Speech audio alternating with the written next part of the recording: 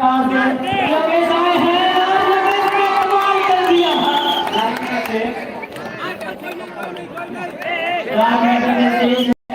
और वहाँ हमारा पीछे है अगर यहाँ पर बॉलिंग सुपर हिट करते हैं तभी रन आ जाएगा।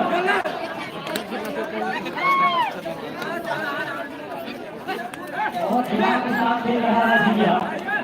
जाते हैं बॉलिंग कंटी का गलती करके लेने में कामयाब रहा है, छूट रहा है।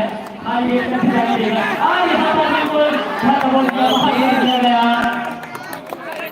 और एक पॉइंट में भैया दिखाते हैं जीजा भाई और उन्हीं जुआन भारती साइड से लिख कर रहा है जीजा और टाइम है ऐसा और दो टाइम नीचे पर जाता है तभी हमें है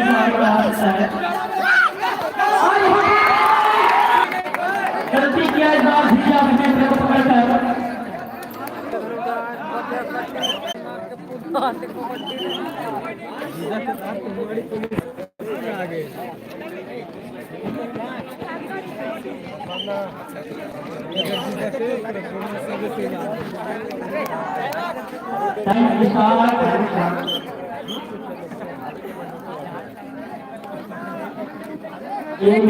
है रेडी पर और यहाँ पर टच करने की प्रयास टच करने की प्रयास करेंगे।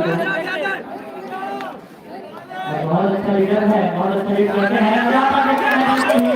देखते हैं एक टाइम मिलता हुआ